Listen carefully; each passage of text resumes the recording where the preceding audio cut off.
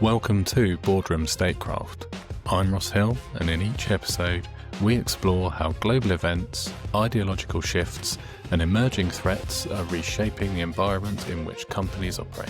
Hi everybody, welcome to this week's edition of Boardroom Statecraft. I'm here with Dr. Treston Wheat as always. Dr. Wheat, how are we doing this week? Excellent. The U.S. defeated Australia. Just want to point that out.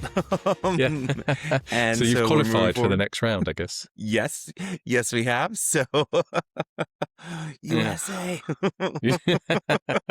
Yeah. I've only watched a few games. I haven't watched too much, but it's been a reasonable tournament so far, I think. Mm-hmm. So I'm looking forward to the knockout rounds a bit more. But it'll be good. England won. Can't complain about that. So looking forward to their next game. Okay. So this week, we thought we'd take a brief look at the Iran and US ceasefire, but then consider some of the longer term impacts that we might see kind of post conflict, and also some other longer term risks that may actually converge with that. But first off, we've had the US and Iran agree their 14-point peace plan. Looking at it and reading most of the commentary and analysis around it, it is generally thought of as Iran kind of winning the war. I'm not sure. It was a strange war. Like, could you win that war? I don't know. But at least at least by the terms of that deal, Iran looks to have come out more favorably than the US. Yeah, no, that's 100% true. Because the only way the U.S. could have won from the beginning was absolute destruction of Iran. But the Trump administration wasn't willing to put the force necessary to do that. The American people, and I generally hate that term, but the American people would not have supported, the necessary use of force, which would have definitely required ground operations to neutralize Iran. Because it could have been done. We couldn't have occupied the country well, but we could have at least gone in and completely laid waste to their military. The U.S. is very capable on that. We struggle with the occupation part, but we could have done that. But the Trump administration, I think, when they approached this, they thought, we're going to have a quick tit for tat, similar to how it had gone before, and you and I had analyzed that, and that's kind of what we were assuming. A relatively short. This went on much longer than we originally assessed, and I think mostly for kind of narcissistic reasons. Like, this is always where we were going to end up if you were unwilling to use the requisite amount of force. And so, this is kind of ironic. The Trump administration was a huge critic in the first Trump administration, a huge critic of the Iran deal that the Obama administration had implemented. And now in many ways, this is kind of better for Iran. They may have suffered significant military losses, but in many ways, this is a better deal for Iran.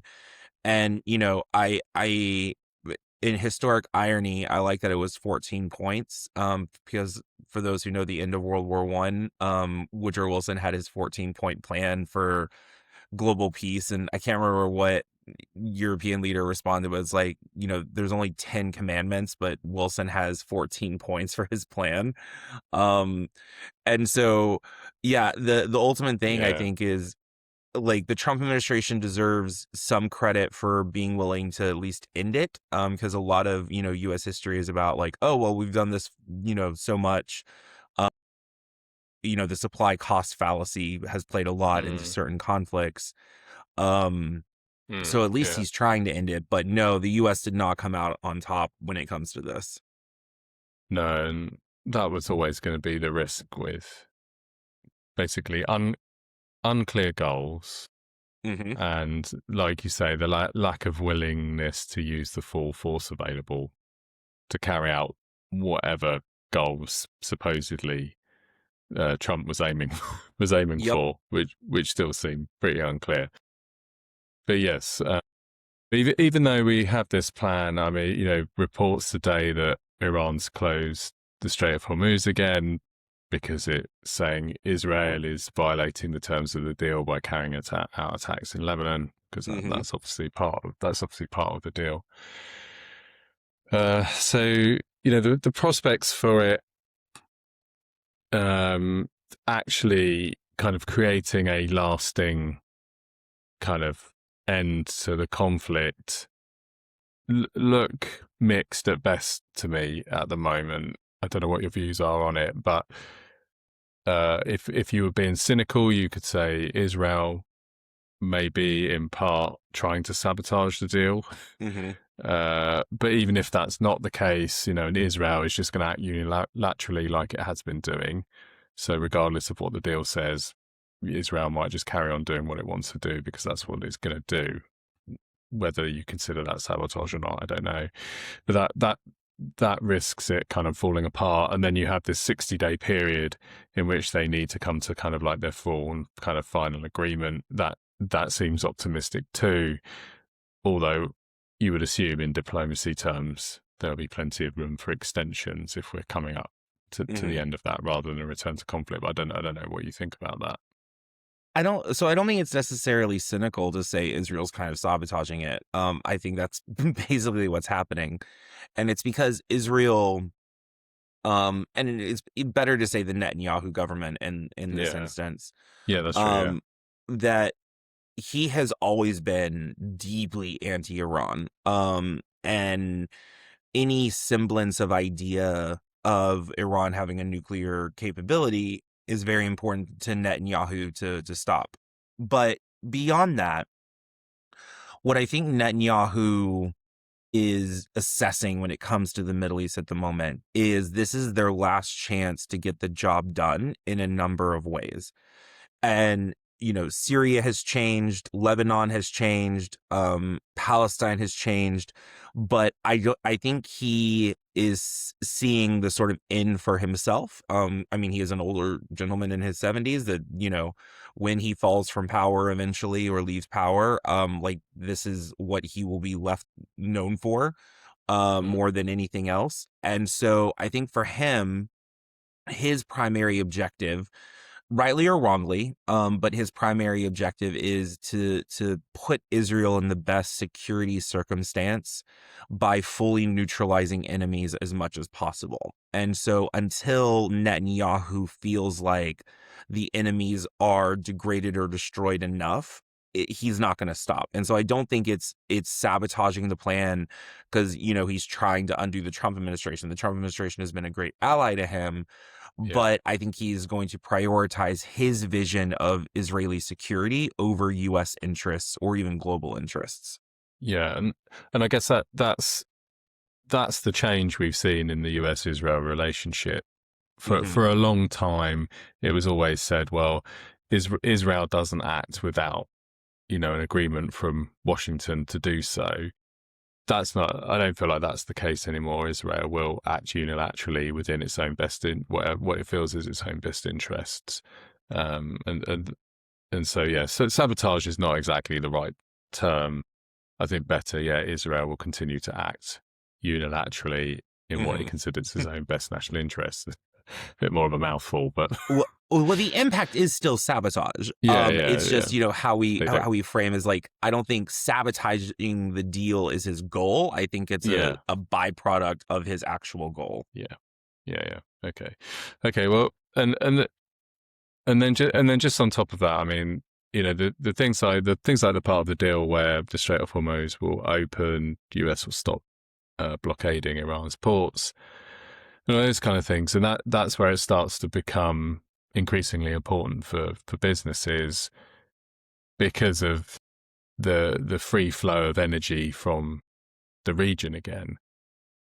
However, there's still issues like mine clearance to occur.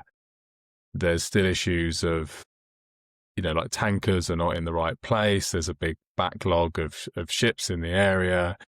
So even if Iran closing the strait again today is just a small blip, we've still got a kind of probably a relatively longish period of time before the Strait is operating at the same capacity that it was prior to the war. Yes. No, I mean, I think that's 100% true. And um the basic concept we're kind of talking about. So, we published another report this past week, the lagged effect, about how, you know, geopolitical events like Iran are going to have a longer term impact. And so I want to kind of start the conversation on this. We're come back to the Strait of Hormuz issue and the risk issue and everything that goes with the supply chains. But I think we need to start with the concept of political time versus actual time. And how we, all of us, get very frustrated when we're like, okay, why isn't this public policy doing this thing? Why isn't foreign policy, occurring in this way? And it's because we want and expect things to happen very quickly, and then we respond to it within electoral periods. And so in the US, that's every 2 years, which is more common than anywhere else. Um, and then, even in Europe, you only have a couple of years political time to make things happen. And where I think this relates is the world, the 8 billion people and everything that goes as part of it doesn't operate according to political time. You can't simply enforce a secure supply chain with easy access just because it's going to be politically salient in the upcoming midterm elections. And so I wanted to sort of separate that out of when we talk about this kind of stuff, it's going to happen no matter who's president. I mean, obviously, this war probably wouldn't have happened if Trump hadn't been president. But now that it has occurred, it doesn't matter if the Democrats take back Congress. It doesn't matter, if the Democrats take back any part of government. They're still going to be dealing with the impacts of it, and trying to manage it as well. And so now we come to, okay, the war in Iran has basically harmed global business for the next 2 years, kind of minimum. And that's Yeah. if relatively soon there's a real negotiation, the Strait of Hormuz actually opens up. Okay, it's going to take several months, several. I don't want to put an exact number on it, but it's not a short thing of getting all the ships back through and a normal thing. But even when that sort of normalcy, and we're going to put normalcy in quotations, occurs, insurance premiums are still going to be higher because people are Yeah. still going to be deeply, deeply concerned. A large Yeah. number of companies will have decided it's just not worth going through the strait because of all the problems. We're just going to go around. Okay, that increases costs. All these problems are going to play out over years, and uh, it'll be difficult for the global supply chain to achieve what we would consider pre-conflict normalcy, even within a couple of years. I think it'll take a couple of years for that before corporations are suddenly like, okay, we're going to kind of forget the 6 month conflict that happened. Things have returned to kind of normal. New people are in the White House, or new things that have happened in the Middle East. But even when the war actually ends, and as part of our conversation, it's not actually ending yet. Yeah. Yeah. It's still going to require that sort of extension. Even after it ends, don't expect, okay, oil prices suddenly like completely drop and then like we can move goods through the Strait of Hormuz super easily. It's going to be a long time to fix that. Yeah. Yeah. And sometimes the price at the pump does respond pretty rapidly to the developments that are happening politically, but oil is likely to remain elevated. It's not going to be the $100 a barrel Mm-hmm. elevated now, but we're still, the last I saw was like 80 something. I haven't checked for a few days, so I don't know what it is exactly right now, but it was still like mid 80s a barrel after the deal was announced. And so, like you say, it's going to take time for those systems to come back into play. And the lag is interesting because then it's not just about that price at the pump. It's how the price, you mentioned insurance premiums, it's how that transmits all the way through the various different elements of the economy, Mm-hmm. and where that price increase ends up. And go.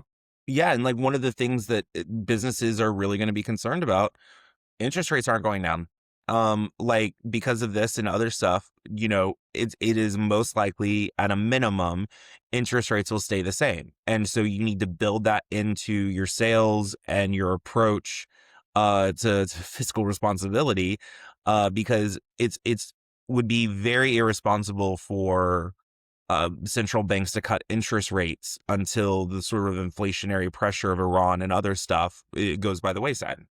Yeah, because we have to remember that we're coming out of two pretty big inflationary shocks. So we had the post-COVID period where we had a Hmm. massive inflationary shock, and then we had the one from Russia's invasion of Ukraine and that inflationary shock there. When we started looking into this, there's some really good research by the IMF on how long it actually takes to recover from those inflationary shocks, and it's anywhere from about 3 to 5 years. So actually what we're in are these kind of like overlapping periods. And so this third one now, Iran, even a relatively minor inflationary pressure from here now just sustains what we've been feeling for the past 6 or 7 years now.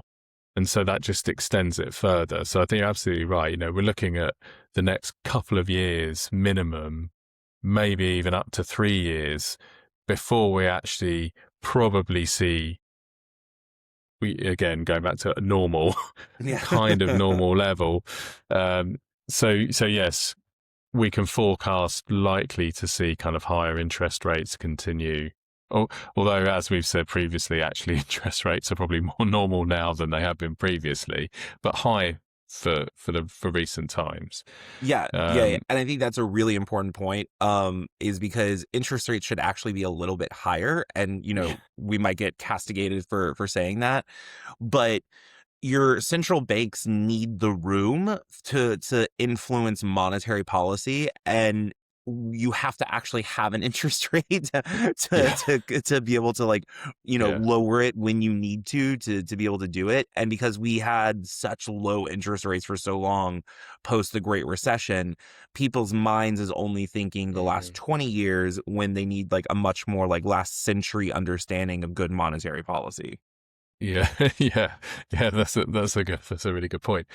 But it, but we put out our lagged shock report last week, not only because of the impacts of the Iran war, but also because of the upcoming El Nino uh, forecast for this year to be one of the stronger ones on record. Hmm. Now, if that happens, the climate effects of El Nino, either through heating or increased rainfall, can be extremely damaging to crops, uh, hydroelectric power, and some other things that, climate and weather related parts of the economy. And obviously the big one here is going to be food prices. Hmm. And the reason that's important is because oil is obviously so important to agriculture and food production too. So we're looking at kind of potentially having these. Oh, and again, with El Nino, there's a lag period in its impact actually occurring. So we because of the harvest cycles and the food production cycles, again, we're probably looking at the true impact to kind of really be in about the next 12 to 18 months. And so if we think that the issues with Iran will be fully felt in about the same period, we've kind of got this period from early 2027 through to kind of 2028 where we're kind of concerned that the two issues are actually going to converge on one another. Absolutely. And I think this was a great report from us, not just because we wrote it, but one, when we talk about geopolitics and geopolitical risk, especially in our digital age, we tend to forget the physical world still matters. Like climate still Yeah. matters and is going to impact business in a myriad of ways.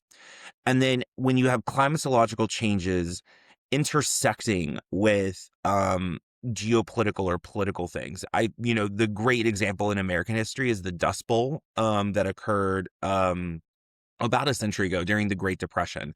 So we were having this mass economic problem combined with a like climatological issue, and whole novels, The Grapes of Wrath, for example, was written about the terribleness of the Dust Bowl during the Great Depression. I don't think it's going to be that bad, but we do need to Yeah. recognize the inflationary pressure that is likely going to occur because of these crop disruptions. And that's why I mentioned a few minutes ago the idea of political time versus like actual time for things to occur. Because imagine whoever is in power in Europe and South America and the United States in 2 years, when you're still feeling the inflationary pressure on oil, and then all the subsequent things from insurance and travel and parts of the supply chain, combined with agricultural inflation, which is always the worst because it hits the poor people and lower middle class harder than anyone else. The political implications of that, even though good analysis is forecasting that this is already likely to occur. So governments, I'm assuming none of them are prepared for this because none of them, Yeah. you and I have talked about where are the good politicians. None of them are seeing even 2 years out. But, for listeners now, they and their organizations can kind of start preparing. I know that's a very long time out, but having that sort of forecasting ability of saying this is likely to occur Yeah. simultaneously, what would we need to implement as a business to be able to mitigate or handle the fallout of that kind of dual inflationary pressure? And this is going to be a really important part of the analysis, what are the political implications of Yeah. inflation still occurring this kind of inflationary pressure still occurring 2 years from now? Is this mass protests in some places? Hmm. Incredibly likely.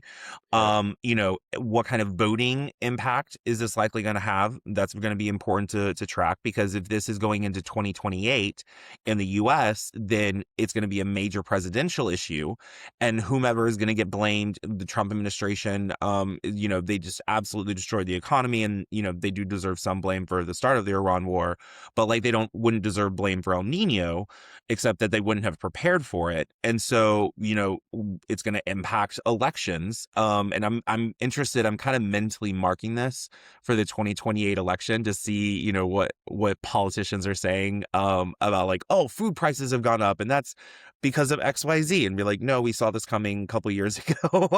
Yeah. It's not, the immediate political thing. And so businesses, multinationals especially, I think can start preparing for this, but they're going to have to allow for that strategic planning that I don't think most people, governments or corporations are good at, because they think, businesses, we talk about the quarter cycle, the fiscal cycle, and then governments think in political time. And so they tend not to have this strategic understanding. Yeah. This is where kind of understanding your exposure, where you might be exposed to this, Mhm. is going to become really important. Um, like you say, in all forecasting, it's never just one or two variables. There are multiple variables that will affect how this plays out. However, we've done it in the analysis, kind of we've looked at which countries are likely to be most exposed and why, and which sectors are likely to be most exposed and why. So you can actually kind of, at least scenario plan what might happen and understand where you're going to be exposed in kind of maybe a physical security sense, where you're going to be exposed because consumer behavior is going to change or government spending is going to have to change, and how that might actually impact your business. And I think, you gave the Dust Bowl as the example. The more recent example I'll always use is the Arab Spring. Mm. Prior to the Arab Spring, there were a series of droughts. It affected food supply. Some countries started restricting exports, and that kind of fed in to this social discontent. And then that social contract between people and their governments in a number of different countries collapsed. And we're not going to say that this event is going to trigger another Arab Spring, but as you already mentioned, food price issues always, trigger protests in certain areas, but more so kind of at a political level, because of this convergence idea of all of these things within that time period. We're looking at a very kind of rocky political situation, and so it's going to be really interesting to kind of monitor how this plays out. And obviously I agree with you on those points. And what I think this kind of report and this kind of analysis should be utilized for is, obviously that's too far out to come up with too many specifics. But this is also the kind of thing that you can approach semi-regularly. So as we publish this, like corporations and security groups and business groups can go read it, and then they can say, okay, what are the specific things we need to monitor over the next 2 years to see where this impacts? Because if your business is heavily part of, say, Central America, okay, that's going to be a really important aspect for El Nino's impacts when it comes to shipping and going through the Panama Canal and a couple other things. Is this, how is this going to impact our businesses in Europe? And so we put together the indicators on whatever's occurring. And so when you do this kind of long-term forecasting on these big events that can last years and through it, I just kind of want to highlight that it's important to not allow the analysis to be static. That this should be seen as sort of like initial analysis that you then utilize to say, okay, we're going to create our list of indicators, create our list of triggers. And then, once a month, our Intel team can come back to it and see what's the impact and what's happening. And then you should have sufficient time to craft a far more detailed plan on mitigation strategies, either security or business, because you've been tracking it for a year and you know which indicators and areas are being impacted. Yeah, and that's a great point, because I think the criticism that a lot of us would have over our industry often goes back to like the headline chasing type analysis, where, as our great friend Chuck Randolph would say, everybody's caught up in the tyranny of the immediate. But we've forgotten to kind of like look at what's happening over the long term, really build out those scenarios and really track those indicators properly. Because that's another thing that I think is lacking in scenario analysis, is not the ability to create the scenarios and understand how things are actually potentially going to play out, is that they're not tracked and updated regularly enough to then actually become useful. Because like you say, to look at a report and think, well, that's in 18 months or potentially 2 years' time, what am I going to do with that? And that's a fair question, but what you do with it is you use it in the way you've set out to create a consistent monitoring pattern of potential issues that are going to harm your organization in some way. And so when we talk about doing scenarios is great, creating scenarios is great, but unless you're actually tracking the indicators you created and updating and following where it's going, they're actually of very little use, other than, oh great, well we can see why something might get worse or something might get better. And so unless you understand what your exposure is to these kind of long-term things and can plan for it, you're never ever going to be far enough ahead of it to make good decisions about it. Definitely. That's the entire point of strategic intelligence analysis. Is it should definitely be dynamic as a process. It is not just futurism for the sake of, intellectual like, oh, look how smart I am. I can foresee like these long-term things coming. No, it's part of a planning process. Like, one of my big things, and I'm pretty sure you feel the same way, is the majority of security is actually a process. It's far more a process than it is a specific intelligence product, than it is a guard with a firearm or driving capabilities.